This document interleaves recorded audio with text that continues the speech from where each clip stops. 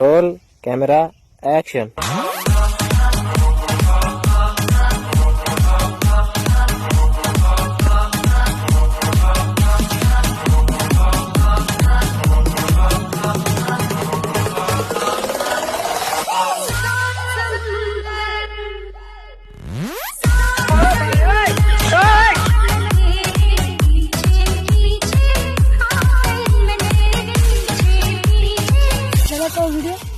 नाही नाही, अजून थोडा राहिलाय थोडा.